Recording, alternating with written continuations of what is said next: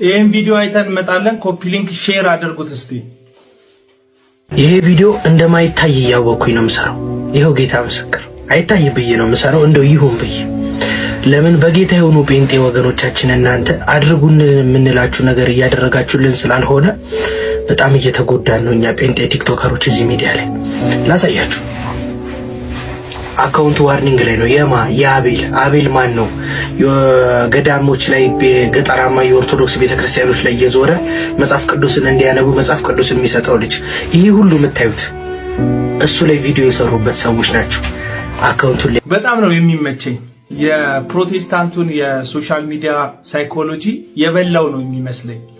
እኛ ጴንጤ ቲክቶከሮች በጣም ተበድለናል። ይህን ቪዲዮ የሚታይ አይመስለኝም፣ ግን በቃ ዝም ብዬ ይለቀዋለሁ ምናምን ይልና አቤል የተባለውን ግለሰብ ያሳየናል። ይሄ ግለሰብ ደግሞ ከዚህ ቀደም አንድ ቪዲዮ ሰርችበት ነበረ። መሀል ጣቱን ማውጣት ሲቀረው ብልግና አይነት ስድብ ነው የሰደበኝ ሙልጭ አድርጎ ማለት ነው። እስቲ ምን እንዳልኩትና ምን እንደመለሰልኝ እናያለን። ቀጥሎ ያለውን ቪዲዮ ተመልከቱ። ግለሰብ እንግዲህ ኦርቶዶክስ አይደለም ዲያቆን አይደለም ተብሎ የሚባል እንደውም ብዙ የሚደግፉት ሰዎች ራሱ ፕሮቴስታንት ወገኖች የሆኑ ፕሮቴስታንት ነኝ እንዳይል የሚቀርበት ነገር ከዚህ ሰይድ ያለው ደግሞ ኦርቶዶክስ ነኝ እንዳይል ኦርቶዶክስ እንዳልሆነ የሚመሰከርበት አይነት ሰው ጥላቻው ግን ይሄ ነው። በመጀመሪያ ደረጃ ዲያቆን አይደለም ምናምን ያልከው አንተ መታቃቸው ኦርቶዶክሶች ሶሻል ሚዲያ ላይ የሚርመሰመሱ ያንተ ቢጤ ሀሜተኞች ይህንን ፕሮፋይል ያለው ልብሰ ተክህኖ ይልበሱና እስኪ የዛኔ የተለያለ ዲያቆን ማን ነው አይደለም። ይሄ ሰው ኦርቶዶክስ ጋር ፕሮቴስታንትም ጋር ሁለቱም ጋር መልክ እየሰራ መጫወት ነው የሚፈልገው። በህይወት በጣም አደገኛ ሰው ማለት መልኩ የማይመስልን መልክ አድርጎ የሚንቀሳቀስ ሰው ነው። ምክንያቱ ደግሞ ጭምብሉ የተጠለቀበት ምክንያት እውነተኛ ማንነትን ለመደበቅ ታስቦ ስለሆነ ማለት ነው። ይህ ሰው እንዳልኳችሁ ኦርቶዶክሳዊ ነኝ ዲያቆን ነኝ ይላል። ውሎ ግን ከፕሮቴስታንቶች ጋር ነው። ደግሞ ውሎ ብቻ ሳይሆን በጀትም ደግሞ እንዲበጀትለት ገንዘብም የሚጠይቀው ከወንድምና ከእህቶቹ ኦርቶዶክስ ነኝ ስላለ ከኦርቶዶክሳውያኑ ሳይሆን የሚጠይቀው ከፕሮቴስታንቱ ነው። ይህንን ቪዲዮ ስታይተንምጥ በመግቢያ ላይ እንዳልኩት ሌሎቻችሁን አይመለከታችሁ። እኔን በብዙ ሰፖርት የሚያደርጉኝ ፎሎ ያደረጉኝ ፕሮቴስታንት እንደሆኑ አውቃለሁ። ስለዚህ የጠየቅኩትም እነሱ ነው።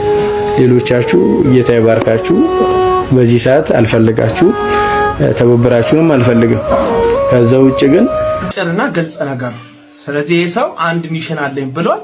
ስለዚህ አካውንቱን ለጥፎ ወንጌላውያን አማኞች እርዱኝ ይላል። ብዙዎቻችሁ ፎሎ የምታደርጉኝ ምናምን ወንጌላዊ አማኞች ናችሁ፣ ስለዚህ እናንተ ገንዘብ እንድትረዱኝ ፈልጋለሁ ይላል።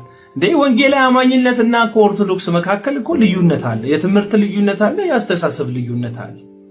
አንተ ኦርቶዶክሳዊ ከሆንክ ኦርቶዶክሳዊ ዲያቆን አገልግሎት ላይ ያለው ነኝ ብለህ ስለሆነ እዚህ ሚዲያ ላይ ራስን እያቀረብክ ያለው ልትታመን የሚገባው ላለህበት ትምህርት እኮ ነው። ካልሆነ ደግሞ ከዚህ በፊት ኦርቶዶክሳዊነት ከድቁናም ሆነ ከመምህርነቱ ኦፊሻሊ ራሳቸው ወጥተው ወይም ተገልጠው ተባረውም እንደወጡት ወንድሞች ወጥተህ ፕሮቴስታንት ነኝ ብለህ በራስህ ነገር መምጣት ነው።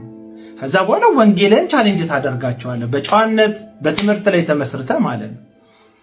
እኔ የዛን ጊዜ ይሄ ሰው ሁለት ቦታ ነው ያለው፣ ኦርቶዶክሶቹ የኛ አይደለም እያሉ ነው፣ አንተ ደግሞ ዲያቆን ነኝ እያልክ ነው፣ ምንድነህ ብዬ ስጠይቅህ በተለይ ደግሞ የሆኑ ሁለት ወንድሞችን ለጥፈ እየተሳደብክ ነበረ። ከዛ ይህንን ነገር ነው የመለስክልኝ። ያው ስድብ ነገር ብዙ ነገር ብለኛል። ዮናታን አክሊሉ ከሲኦል አውጥቶ ሁሉ ብለኛል። በጣም በሚያሳዝን መልኩ ማለት ነው። ዮናታን አክሊሉ ከሲኦል እንዳወጣኝ የምታስብ ዮናታን አክሊሉ ጋር ያለው ነገር ትክክል እንደሆነ የምታስብ እሱን ሰፖርት የምታደርግ ከሆነ ድቁናውን ትጥልና ዮናታን ጋር ትመጣል። አየህ ልክ እንደ ሳውዲ አረቢያ አይነት ሀገር ላይ ብትሆን ኦፊሻላዊ እምነታችን እስልምና ነው ሌላውን አንፈቅድም ሲሉ ሃይማኖትን ለማስፋፋት ከብዶክ ተደብቀ ቢሆን ለህይወትህ ለእምነትም ለትምህርትም ተደብቀ ቢሆን ምንም ችግር የለው። ኢትዮጵያ ግን የብዙዋን ሀገር ናት፣ እንደ ብሔርም እንደ ቋንቋም እንደ ሃይማኖት። ስለዚህ አንተ ፕሮቴስታንት ብትሆን በቃ ፕሮቴስታንት ነህ፣ በቃ ያበላላ። ይገባኛል። አሁን ዲያቆን ነኝ ነበርኩ መምህር ነበርኩ እዛ ቤት ምናምን ማለት እዚህ ፕሮቴስታንት ሲኮን ያበላል፣ ተሰሚነትም ይሰጣል። በተለይ የኦርቶዶክስ ቤተክርስቲያን በተመለከተ ጥላቻ ለማራመድ ዲያቆን ነበርን እንደሚሉ ሰዎች አሪፍ አካሄድ ነው፣ ግን እውነት ላይ መመስረት አለበት። ባመንከው እምነት የማታፈር ከሆነ እምነቴ ነው፣ ክርስቶስን ነው የማምነው፣ ኦርቶዶክስ ቤተክርስቲያኑ ስህተት አለ፣ ስለዚህ እኔ ወንጌላዊ አማኝነት ወይ ፕሮቴስታንት ነው ትክክል ብዬ ማምነው ብለህ ከሆነ የምታምነው ልክ ወዳጅክ እኛ ጴንጤዎች የተበደልን ነው ብሎ ያንተን ቪዲዮ እንዳሳየብህ በቃ ወደ ፕሮቴስታንትነት ወይ ወደ ጴንጤነቱ መምጣት የሚያሳፍር ያሸማቀቅ መሆን የለበትም። ካፈርክበት ደግሞ የምታከብረው እምነት ድቁና ሰጥታኛለች የምትላት ኦርቶዶክስ ከሆነች የምታዋጣህና እውነት ያለው ሰው ውስጥ ነው የምትል ከሆነ በዛው መጽናት ነው። በሁለት ሐሳብ ለሚያነክስ ከእግዚአብሔር አንዳች አይሆንለትም የሚል ቃል አለ። በእርግጥ ከአንተ ጋር የሚገናኝ አይደለም፣ ግን በሁለት ሐሳብ ማነከስ ጥሩ አይደለም። አንዱ እምነት ላይ ረግጠክ መኖር በህይወት በፍሬያማነት መገለጥ ነው እንጂ እዛም እዚህ መወላወል ምንም ጥቅም ያለው አይመስለኝም። ይመቻችሁ። የጠቅላይ ሚኒስትር ዶክተር አብይ አህመድን ንግግር የፕሮቴስታንት እምነት ተከታዮች ኦርቶዶክስን ማክበርና መውደድ የምርጫ ጉዳይ ሳይሆን ግዴታችሁ ነው የተናገሩትን ኃይለ ቃል ድምጹን አስገብቼ ምስሌንም ደግሞ ጨምሬበት ከሐሳባቸው ጋር መስማማቴን በገለጥኩበት ቪዲዮ ላይ ነው እንግዲህ እንደዚህ ያለ ኮሜንት እህታችን የሰጠችኝ። በነገራችን ላይ ከ2 ወይም ከ3 ዓመት በፊት እኔ ብታቂ ኖሮ እንዲህ ያለ ነገር አትናገሪም ነበር። አሁን ላይ እቅብተ እምነት እንሰራለን የሚሉ ነገር ግን ውስጣቸው የኦርቶዶክስ ሃይማኖትን በተመለከተ እጅግ በጣም የተበላሸ ጥላቻ የገባባቸው ሰዎች አይታችሁ የምታውቁ ከሆነ ከነዛ እንደ ዋነኛው ሰው ልትቆጥሩኝ ትችላላችሁ። ከ2 ዓመት ከ3 ዓመት በፊት በነበረ በዚህ ሚዲያ ቆይታዬ ማለት ነው መናገር የሌለብኝን ቃላቶች እናገራለሁ። ጥሩን ነገር ሁሉ ትቼ መጥፎ ብዬ ያሰብኳቸውን ነገሮች በማይመጥን ቃላትና ስነ ምግባር እናገር ነበረ። አጠላላና ሞክ አደርግ ነበር፣ አፌዝ አላግጥ ነበረ፣ በቤተ እምነቱና በተከታዮቹ ጭምር ማለት ነው። መንገዱ ግን አንደኛ ክርስቲያናዊ አይደለም፣ ሁለተኛ የሚያንጽ ሰዎችን ለወንጌል የሚያበቃ ወይ ይዤዋለሁ ብዬ የማምነውን ክርስቶስን እንዲወዱት የሚያደርግ ሳይሆን በተቃራኒው እነሱም እንጠላለን አይወዱንም ሊያጠፉን ነው የመጡት በሚል ሐሳብ እነሱም በተቻላቸው መጠን ራሳቸውን ዲፌንድ እንዲያደርጉና አታክ እንዲያደርጉ የሚያነሳሳ በማህበረሰብና በማህበረሰብ መካከል እጅግ የበዛ ተቃርኖን የሚፈጥር ነበረ አቀራረቤ ይዘቴ ማለት ነው። ልክ እንዳልሆነ ከተረዳው በኋላ ግን ይህቺ ቤተክርስቲያን እንዴት ናት ብዬ ለማየት ነው የሞከርኩት። አንደኛ ቤተሰቦቼ የኦርቶዶክስ እምነት ተከታይ ሆነው ነው እኔን የወለዱኝ። እኔም ስወለድ የኢትዮጵያ ኦርቶዶክስ ቤተክርስቲያን ምዕመን ሆኜ ነው የተወለድኩት። ስለዚህ ይህቺ ቤተክርስቲያን በእኔ ላይ ብቻ ሳይሆን እንደ ጠቅላላ እንደ ኢትዮጵያ ያደረገችውን ትልልቅዬ አሻራ ማሰብ ያስፈልጋል ብዬ ነው ያሰብኩት። የመጀመሪያው ነገር ከዘመን አቆጣጠራችን ጋር ተያይዞ የምናከብራቸው በዓላቶች እኛ ኢትዮጵያውያን ነን፣ አውሮፓውያን ወይም አሜሪካውያን አይደለን። ፋሲካ ስንል ፋሲካን ስናከብር፣ ገና ወይም ሌላ በዓላት ስናከብር የምናከብረው ይህቺ ቤተክርስቲያን እንደ ታሪክ ባቆየቻቸው ዘመን አቆጣጠሯ በኩል ነው የምናከብራቸው።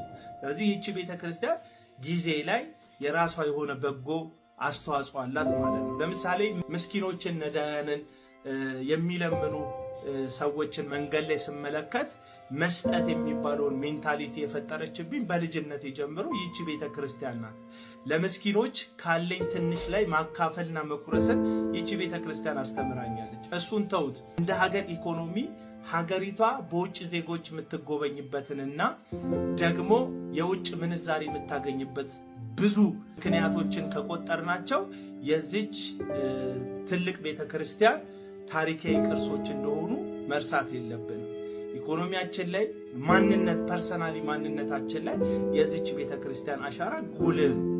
ታላላቆችን ማክበር፣ ለሴቶች ለወንዶች ያለንን ርህራሄ፣ በአመጋገባችን ላይ ይሄንን አልበላም ያንን አልበላም ብለን የምናማርጥ የተመረጠውን ነገር በአቅማችን እንድንመገብ ያደረገች ይህቺው ቤተክርስቲያን ናት። ይህችን ቤተክርስቲያን በወንጌል ትምህርት በኩል ጨዋነትን ተከትሎ የሚሞግቱ ሰዎችን አበረታታለሁ፣ ደግፋለሁ።